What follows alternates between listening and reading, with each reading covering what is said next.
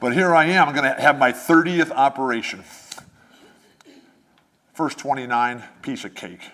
They were all about me getting better, get back on the court, keep chasing my dream. But this 30th one's tough, ankle fusion.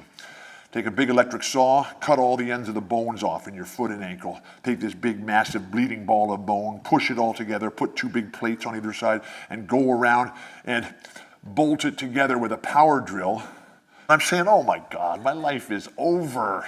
I'm never going to be able to do anything. I'm never going to play again. Because basketball was perfect. Basketball is the perfect game. Unlike football, which is basically a halfway house between the army and prison.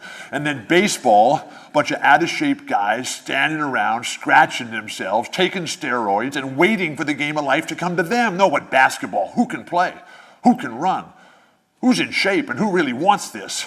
And so here I am lying in this bed, March 15th, 1990, saying, oh my God, it's over. The game has been my religion. The gym has been my church. And now I can't play at all anymore.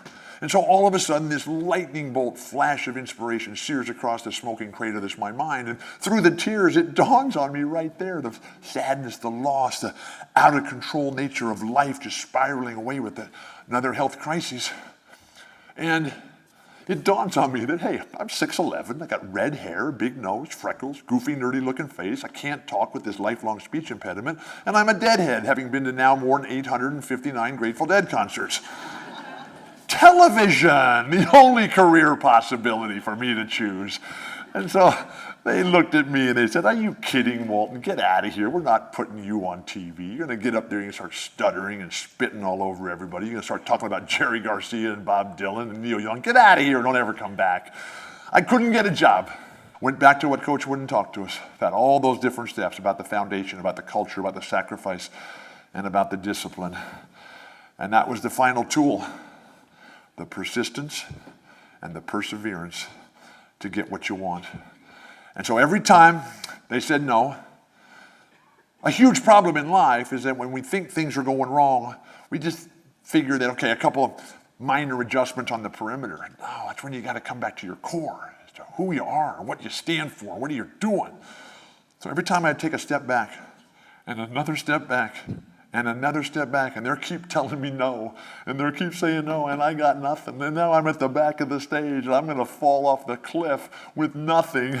And I finally got a job, my very first broadcasting job. It made no difference to me that it was a CBA game on the radio from Bakersfield, California, on Christmas Day for no pay, and the team and the entire league were folding the next day. But I was broadcasting, yeah. I was on my way. And then, like everybody else, and we don't know what those breaks are going to be.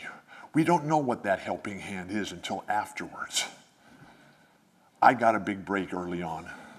I got to call a game with Dick Enberg. Dick Enberg, the greatest broadcaster of the day.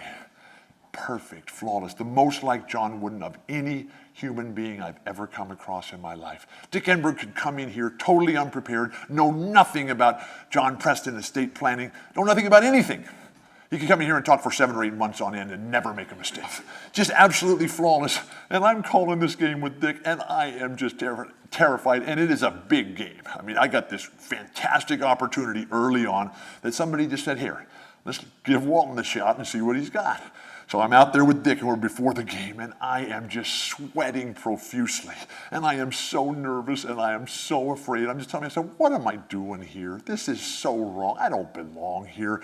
And I'm chewing my gum, and I'm writing everything down, and I'm memorizing my ad-libs, and doing all the kind of stuff, trying to get ready, rehearsing in my mind.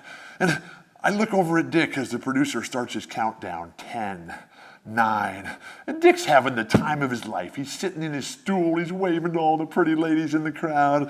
He's signing some autographs for the children, having a drink of who knows what out there. He knows that red light in 7, 6, it's going to come on. He's just going to start talking about life and basketball for the next 2.5 hours. And he looks over at me as 5, 4. He says, Walton, you look terrible. What's wrong with you? I said, Dick, I don't belong here. This is so wrong. what am I doing? I'm not going to be able to do this. I'm going to start stuttering and spitting. I just can't do this. This is such a mistake. And he looks at me as the producer is now counting down 3, 2, and he pats me on the leg and he says, Billy, don't worry about a thing. That red light's going to come on in another 1 second. And there's going to be 35 million people hanging on every word you say. Thanks a lot, Dick. 18 years after that, when I was forced to stop because of my spine, I had been named one of the top 10 pundits in all of media. I had been named one of the top 20 sports business representatives around the globe, and I had been named one of the top 50 sportscasters of all time. So when somebody tells you no, don't listen to people who tell you no unless they have the power to tell you yes. And use that no, use that negativity, if that's what you really want, to just chase it down with the renewed vigor, because that's what I was able to do, and it was just absolutely fantastic.